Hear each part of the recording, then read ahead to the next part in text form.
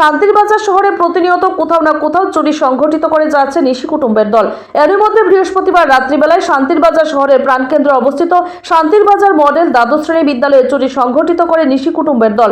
এই চুরির বিষয়ে সংবাদ মাধ্যমের সামনে জানাতে গিয়ে বিদ্যালয়ের ভারপ্রাপ্ত ইনচার্জ নরেন্দ্র চক্রবর্তী জানান, সকালবেলা বিদ্যালয়ের গ্রুপ ডি কর্মী সাবিত্রী দাস বিদ্যালয়ের তালা খুলে দেখতে পান বিদ্যালয়ের প্রধান শিক্ষিকার কক্ষ থেকে শুরু করে বিভিন্ন কক্ষের তালা ভাঙা অবস্থায় রয়েছে। পরবর্তী সময়ে বিদ্যালয়ের চুরির বিষয়ে শান্তির বাজার থানায় জানানো হয়।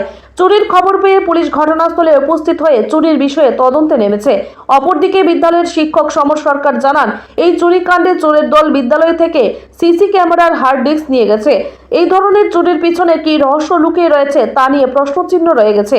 রাত্রিবেলায় পুলিশের টহলদারি বৃদ্ধি করলে এই ধরনের চুরিকাণ্ড প্রতিরোধ করা যাবে বলে জানান শিক্ষক সমর সরকার।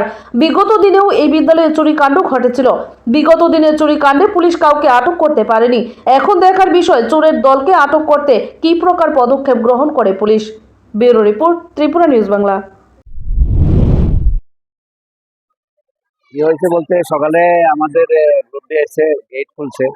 গেট খুললে ভিতরে ঢুকে যে সব গেটের দরজার তালা টালা ভাঙা, আলমারির তালা টালা ভাঙা।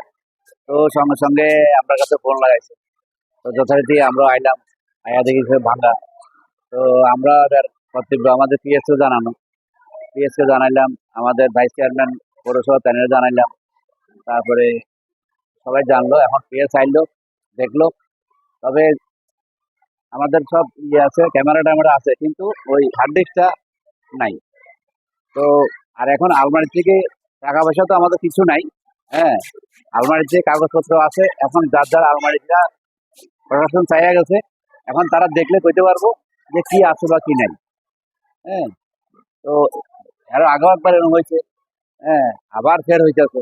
মানে এটা আসলে বুঝলাম না এটা ঘটনাটা কি।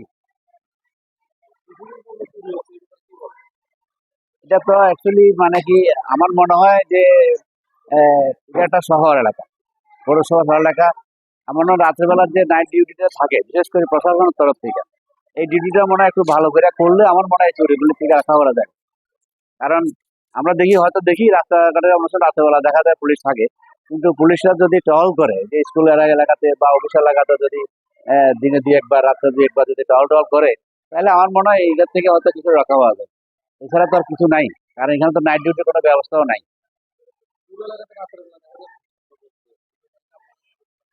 হ্যাঁ, যেমন গতকালকেও সন্ধ্যার সময় এখানে খুব ভিড় ছিল।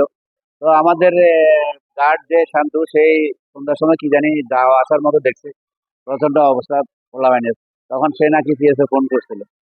হ্যাঁ, ফোন করার পরে তখন পুলিশ আইছে, আইয়া সব দৌড়ায় অতটুকু। এটা তো সবসময় হয়। সঠিক বলতে, এখন যেহেতু প্রশাসনিক মানে চুরিটা হইতেছে স্বাভাবিক, এখানে কোনো একটা ঘামতি আছে। হ্যাঁ, আমার মনে হয় এদিকে একটু নজর দেওয়াটা দরকার প্রশাসনের তরফ থেকে আর কি।